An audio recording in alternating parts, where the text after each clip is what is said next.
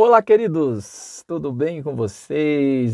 Seja bem-vindo aqui no nosso canal Teologia para Doido. Você que está chegando agora, você que passou aí rapidamente, quero convidar você para mais esse tema tão abençoado. Nós estamos falando aqui, tratando de alguns vídeos, estamos falando sobre as 7 cartas do Apocalipse, as 7 igrejas da Ásia, e o apóstolo João, lá na ilha de Patmos, escreveu algumas cartas e direcionou aqui a essas igrejas. Nós já falamos em alguns vídeos passados, você pode estar acompanhando aqui nos cards nos nossos vídeos aqui, você pode estar acompanhando as outras 2 cartas passadas que nós falamos sobre a igreja de Éfeso e sobre a igreja de Esmirna, e agora, nessa oportunidade, neste vídeo e nessa semana, nós abordaremos a respeito da igreja de Pérgamo. Eu gostaria de passar para vocês rapidamente aqui um resumo do que nós iremos comentar, e eu quero convidar você para junto estar estudando esse tema tão maravilhoso.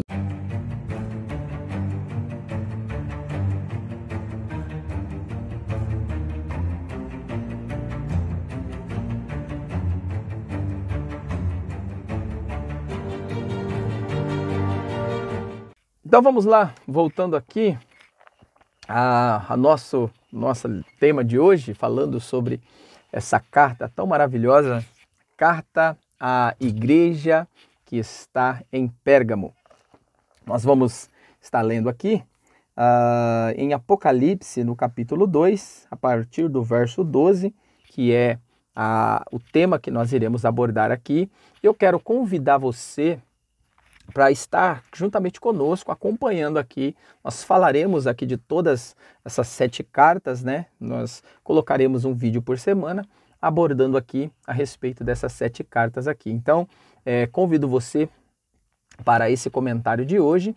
O comentário está fora de série, que você pode estar nos ajudando aqui. E antes de nós lermos o texto aqui, quero convidar você já para estar deixando aí o seu joinha. Você que já chegou até aqui, então você gostou aí do vídeo, do comentário, então quero convidar você aí para estar deixando o seu joinha, a sua participação aí, e se você puder aí e quiser se inscrever no canal, você vai ser bem-vindo aqui, bem recebido no nosso canal aqui, beleza? Então vamos lá. Apocalipse capítulo 2, a partir do verso 12, ele diz assim, não se esqueça, deixa o seu joinha, tá bom? Para fortalecer aí o canal.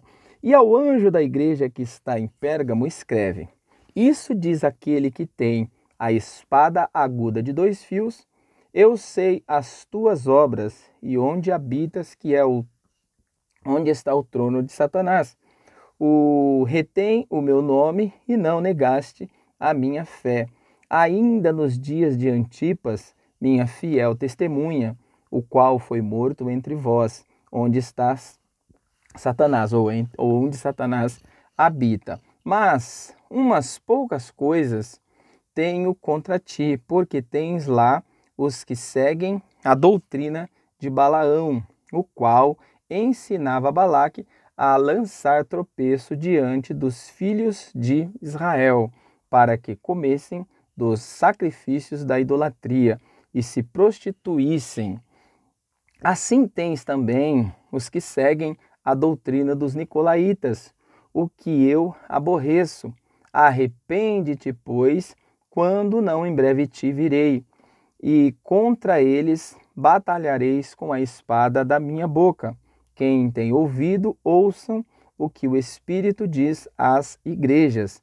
Ao que vencer, darei eu de comer do maná escondido, e dar-lhe-ei uma pedra branca, e na pedra branca um novo nome, o qual ninguém conhece, senão aqueles que o recebem. Então, gente, olha só que coisa maravilhosa aqui essa carta aqui. Eu gostaria, antes de eu começar aqui a falar sobre esses pontos peculiares aqui dessa carta, eu gostaria de falar para vocês aqui a respeito dessas promessas. Primeiramente, nós vamos aqui do final para o começo. Algo interessante aqui é as promessas que são feitas a esta igreja, sabendo que a igreja de Pérgamo foi uma igreja que já começou-se na sua essência, ela não perdeu totalmente a sua essência, porém, já se começa a introdução de algumas doutrinas, doutrina de Balaão, dos Nicolaítas, o trono de Satanás, a adoração aos ídolos, pois a cidade de Pérgamo era uma cidade que era considerado a capital do Império Romano, ali da Ásia Menor, e nesse lugar existia muita adoração aos ídolos, principalmente um altar que estava ali naquele lugar, que era considerado o altar de Satanás, por isso que a expressão se dá aqui, né, o lugar onde Satanás habita, aonde está o trono de Satanás, pois esse altar era um altar feito à divindade de Zeus ali, né? Um dos maiores altares que já foram construídos naquele tempo. E esse altar ele tinha um dono que não era o Deus de Israel, não era o Deus que os israelitas adoravam, mas sim um Deus grego. Então, por isso que esse lugar ele foi considerado o lugar aonde Satanás habitava. E também tinha outro detalhe, gente, importante. Ali existia também um culto à adoração ao império, aonde surge, no primeiro lugar, aonde surge a adoração ali a César, aos imperadores. Então, por isso que Deus fala que aquela igreja estava num lugar muito perigoso, aonde Satanás habitava, aonde estava o trono de Satanás, porque ali, verdadeiramente, Satanás, ele matavam literalmente os cristãos. Os cristãos ali morriam por adorar a Deus. Então, era um lugar de justiça, mas não era uma justiça divina, era uma justiça do próprio diabo. Se a pessoa adorasse a Deus, ela era morta, porque nós vemos aqui falando sobre a grande testemunha que era Antipas, né? Uma das grandes testemunhas aqui, que adorava a Deus, que não perdeu a sua fé, que preferiu a morte em negar a sua fé. Ela foi morta entre os irmãos, porque ela não quis adorar ali ao próprio Satanás, ao próprio império e ao próprio Zeus ali, e outros deuses mais que existiam naquela cidade. Mas vamos lá, vamos voltando aqui. Eu falei que eu ia falar a respeito aqui das promessas que foram feitas a essa cidade, ou a esses irmãos nesta cidade, melhor assim dizendo, né? Então vamos lá, olha só, o verso 17, ele diz assim, ó: quem tem ouvido, ouça o que o Espírito diz às igrejas. Ao que vencer, ele está fazendo uma promessa. O próprio Jesus Cristo fazendo aqui uma promessa para aqueles que vencessem ali aquelas dificuldades, pois a luta, a dificuldade ali naquela cidade era muito ferrenha. Era uma luta diretamente contra o próprio Satanás. Então, não era uma luta comum. Então ele diz assim, ao que vencer darei eu a comer do maná escondido. Olha só, o que isso traz ao nosso entendimento. Nós sabemos que lá no Antigo Testamento, quando o povo de Israel saiu do Egito e foram para o deserto, eles foram sustentados por Deus com um alimento desconhecido, algo que ninguém jamais tinha visto, e era um alimento que não era colhido, que não era plantado, que não existia ali na terra. Esse alimento não era terreno, ele vinha diretamente do céu. Era algo que trazia ali saciava a fome daquele povo no meio do deserto, mas era um alimento que nunca já se tinha visto ali na terra, mas era um alimento celestial. Então a promessa de Deus para o povo que vencesse, para a igreja que vencesse, ou para as pessoas que vencessem naquele período, e vamos dizer assim, né, não se esqueça que hoje também nós temos essa promessa, pois nós fazemos parte da igreja de Cristo. Ao que vencer, comerá do maná escondido, pois esse maná, após o povo ser direcionado à sua terra prometida, esse maná ele parou de cair. ele parou, que era aquela chuva, né? Chamava-se da chuva de maná, que caía sobre o meio do deserto, e eles iam, colhiam esse maná e comiam e faziam bolo, né? Faziam comida e comia aquele fruto, ou aquele, né? Ninguém se sabe direito o que era aquela semente, e eles comiam aquilo e saciavam a fome. Só que quando eles entraram na terra prometida, aquele maná parou de alimentar o povo. O povo não era mais alimentado pela comida celestial que vinha direto do céu. Esse maná, ele ficou escondido, um pote desse maná ficou escondido dentro ali da Arca da Aliança. Então, o maná escondido estava dentro da Arca da Aliança. Agora vem a promessa de Deus aqui, promessa do próprio Cristo para o seu povo, para aqueles que vencer, né? Aos que vencer, comerá do maná escondido, simbolizando aí que esses vencedores serão alimentados pelo próprio Deus. O próprio Deus trará esse alimento para aqueles que vencer. E o segundo ponto aqui dos vencedores, ele diz assim, ó: e dar-lhe-ei uma pedra branca, e na pedra branca um novo nome escrito, o qual ninguém conhece senão aquele que o receber. Então, olha só que coisa interessante.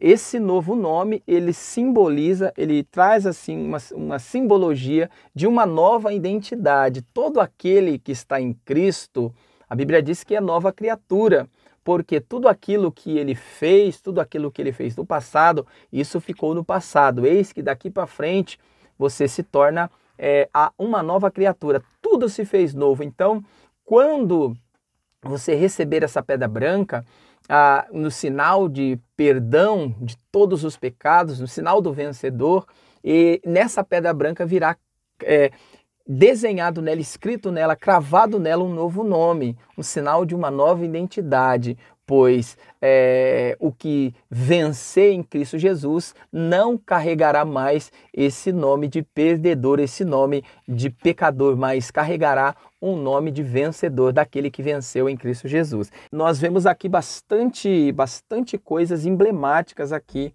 nesta igreja, né? A primeira coisa que nós vemos aqui é uma igreja que estava habitando numa localidade onde ali estava instalado um trono que era chamado de trono de Satanás. Outras coisas mais também existiam ali no meio daquele povo. Eles estavam em constante convivência com algumas heresias, algumas falsas mensagens de Balaão, doutrinas de Balaão, e também doutrina dos nicolaítas, né? Doutrina de Balaão, todo mundo sabe que é aquele engano que aquele profeta ele jogou, né, contra o povo de Israel ali, quando ele quis amaldiçoar o povo, mas ele não conseguiu, porque aquele povo já tinha sido abençoado por Deus, então dessa forma ele não conseguiu. Mas o que ele fez? Ele introduziu ali costumes no meio do povo, deu mulheres, né, para que eles viessem se misturar, e acabou desviando o povo. Então, e outros também, outras doutrinas, né, de nicolaítas, mensagens ali, que fez com que o povo se desviassem ali do propósito de Deus. Então, gente, são coisas aqui que nós vemos que esta igreja estava sofrendo. Só que algo interessante nós podemos ver aqui, que sempre nesses momentos difíceis, Deus sempre tem pessoas que ele pode contar. Ainda que a igreja ali em Pérgamo, né, ela estava vivendo um momento de apostasia, muitos estavam se apostatando, mas existiam as fiéis testemunhas. Antipas, essa fiel testemunha, ele preferiu morrer em negar a sua fé. Então, olha só, em meio à dificuldade, ao caos, ainda existem os remanescentes. Hoje, em pleno século XXI, nós estamos vendo aí muitas pessoas se desviando da fé. Nós estamos vendo muitas doutrinas de Balaão, nós estamos vendo aí muitas doutrinas de Nicolaítas, nós estamos vendo muitos pecados, muitas coisas sendo propagada no meio, né, do evangelho, no meio da igreja, chamada Igreja de Cristo, mas Deus ainda tem as suas fiéis testemunhas que ainda se mantém firme, ainda tem a sua fé firmada em Deus, não negou o nome de Jesus. Então, você pode aprender com essa carta. Essa carta ela foi escrita há mais de 2000 anos atrás, mas ela tem um ensinamento maravilhoso para os dias de hoje. Então, ao que vencer, esses verdadeiramente serão justificados, receberão uma nova identidade, receberão um novo nome e comerão do maná escondido. Então, que você possa continuar adorando a Deus, que você possa continuar sendo íntegro, que você possa manter a sua fé em Deus, não negar jamais, ainda que você esteja passando por momentos de dificuldades, ainda que o império do mal esteja no meio, esteja aonde você está, porque não é o lugar que influencia o povo de Deus, não é o lugar que tem que influenciar o povo de Deus, é o povo de Deus que tem que influenciar o lugar aonde ele está. Porque se nós, como crentes, como servos de Deus, nos deixar influenciar pelo lugar, nós estaremos sendo influenciados pelo mundo. Me faz lembrar algo aqui a respeito de Daniel, Sadraque, Mesaque e Abednego, que são aqueles 4 jovens que vieram ali, que vieram de Jerusalém para o cativeiro ali na Babilônia. Eles não se deixaram se enganar, eles não deixaram ser enganados pelos babilônicos. Os babilônicos queriam tirar ali a fé deles através da cultura, da comida, mas eles não se deixaram ser enganados por tudo aquilo. Eles ofereceram para eles coisas boas, coisas que aos olhos pareciam ser coisas boas, mas eles não se deixaram ser enganados. Eles permaneceram firmes e mantiveram firmes até o fim. Tanto que Daniel ele foi lançado na cova dos leões, mas mesmo na cova dos leões, mesmo naquele lugar que ele sabia que ali estava a morte estava ali naquele lugar, mas ele não foi atingido pela morte. Por quê? Porque ele não se deixou influenciar por o lugar na onde ele estava. Ele adorou a Deus e dormiu tranquilo. Sadraque, Mesaque e Abednego, da mesma forma, foi lançado em uma fornalha de fogo. Os 3 jovens foram lançados numa fornalha de fogo, mas aquele lugar aonde eles estavam não influenciou eles de maneira nenhuma. A Bíblia diz que nem um fio de cabelo foi queimado da sua cabeça, nem cheiro de fumaça eles tinham, porque não foi o lugar que influenciou, mas eles influenciaram o lugar, porque quando eles estavam ali, o anjo do Senhor estava ali juntamente com eles, ou o próprio Cristo estava ali junto com eles. Então, não se deixe influenciar pelo local, ainda que o trono de Satanás esteja nesse lugar, não se deixe influenciar pelo lugar, mas influencia o lugar aonde você está, e que Deus possa abençoar você. Se você gostou dessa mensagem, dessa carta, da explanação dessa carta aqui à Igreja de Pérgamo, eu gostaria que você deixasse aí o seu joinha e curtisse conosco aí mais uma vez, que nós estaremos trazendo para você mais uma lição para a próxima aí, vídeo aí, beleza? Então não se esqueça, deixa o seu joinha, se inscreve aqui no canal e vamos lá.